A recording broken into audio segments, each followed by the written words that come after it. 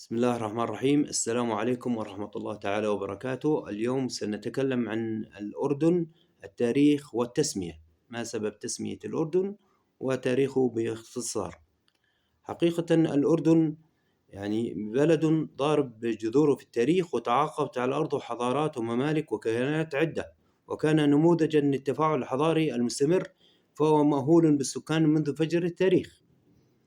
استقرت في أرض الأردن الهجرات السامية التي أسست التجمعات الحضارية المزدهرة.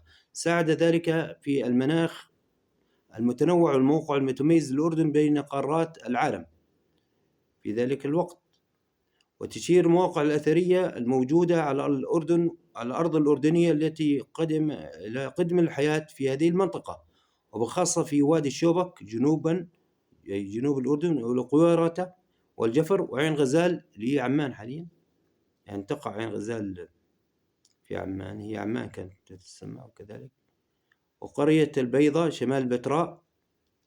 وتنتشر في الأردن مواقع أثرية تنتمي للعصور المعدنية التي تضم العصر النحاسي والعصور البرونزية والعصور الحديدية.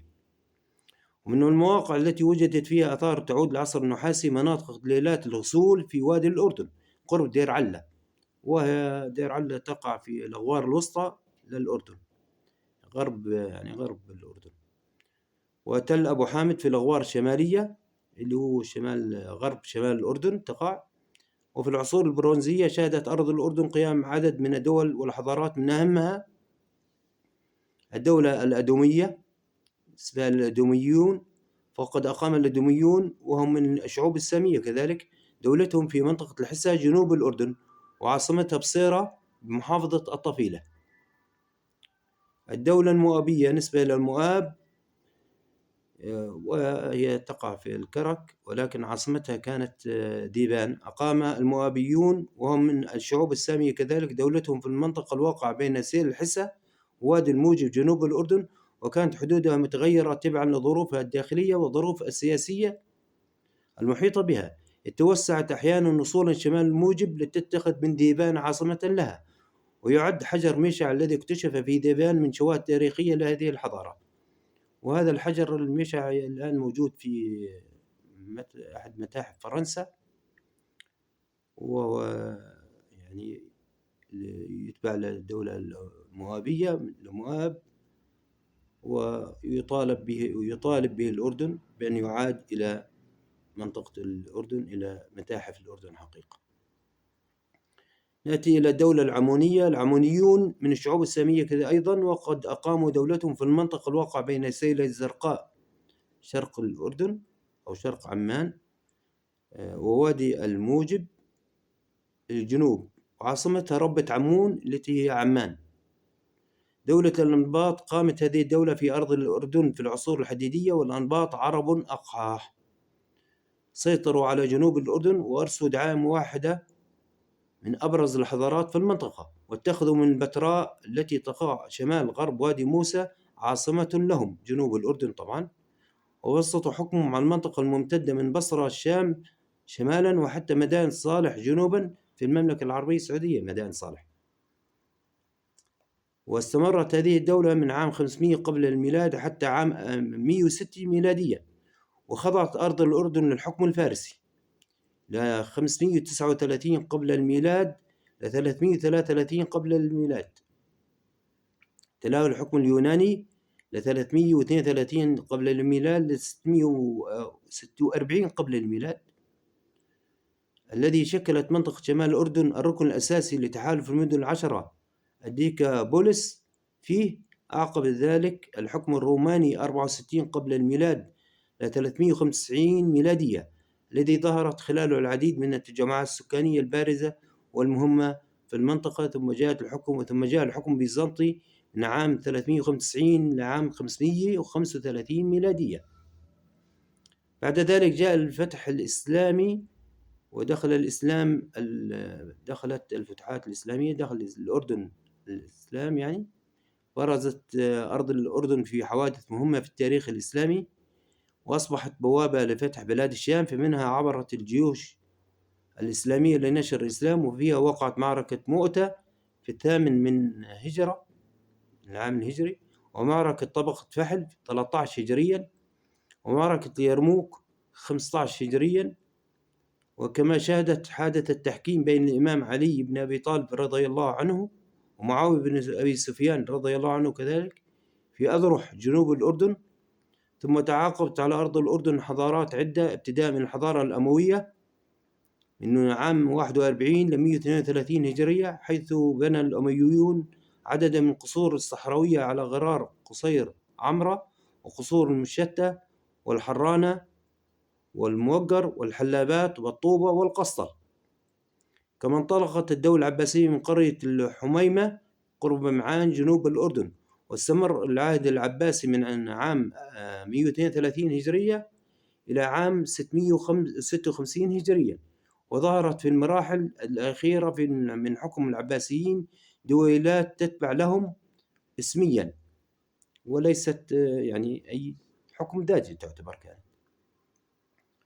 حكمت أرض الشام بما فيها الأردن، ومن هذه الدولة الطولونية نسبة إلى طولون من 266 إلى 359 هجرية، والدولة الإخشيدية نسبة للإخشيد من 323 هجرية إلى 334 هجرية.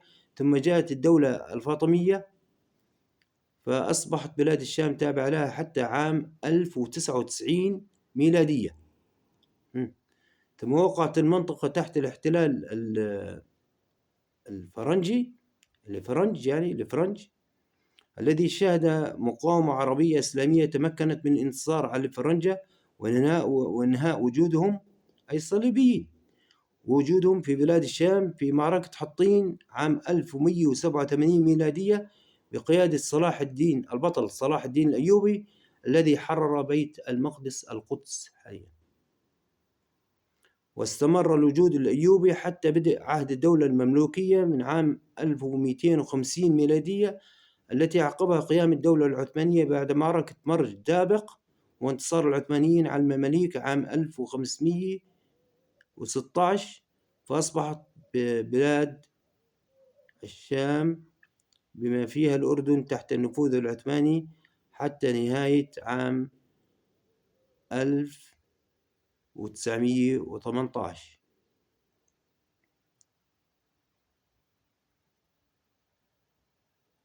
حقيقة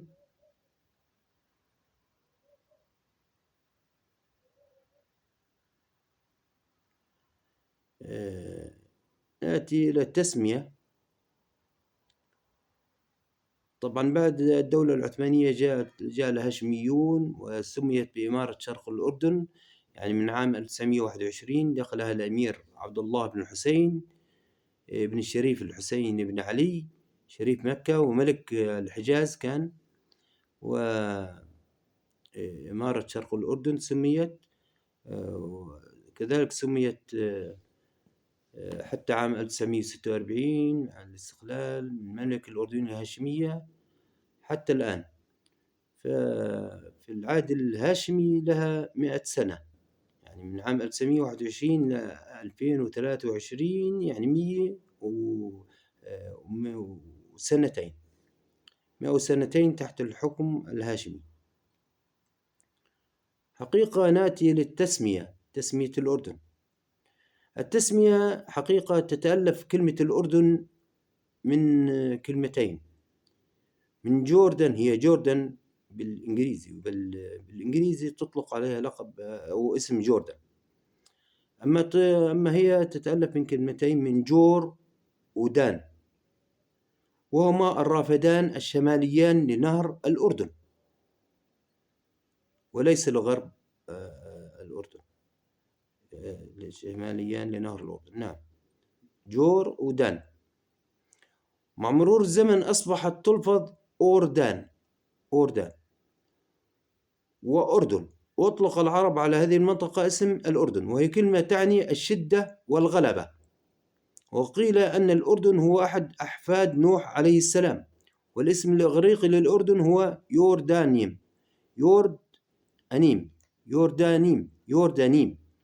هو الاسم الإغريقي للأردن، يوردانيم وجوردن، ومعناها المنحدر أو السحيق، يعني المنحدر أو السحيق، يعني نسبة إلى الوادي السحيق أو المنحدر والوادي السحيق، هذا معناها الأردن. كذلك عندما يعني كما تكلمت قبل قليل، عندما الهاشميين دخلها عام 1921 أسس عبد الله بن الحسين الإمارة الأردنية، أطلق على البلاد اسم إمارة شرق الأردن أو إمارة الشرق العربي، ثم استقلت الإمارة تحت اسم إمارة شرق الأردن، وأصبحت تعرف بعد ذلك من عام 1946 لغاية الآن، لهذا التاريخ لغاية 2023 بالمملكة الأردنية الهاشمية، لأن نظام الحكم فيها ملكي، وهاشمي نسبة إلى بني هاشم، ولذلك سميت بالمملكة الأردنية الهاشمية. كان معكم محدثكم فيصل حابس الشوبكي. السلام عليكم ورحمة الله تعالى وبركاته.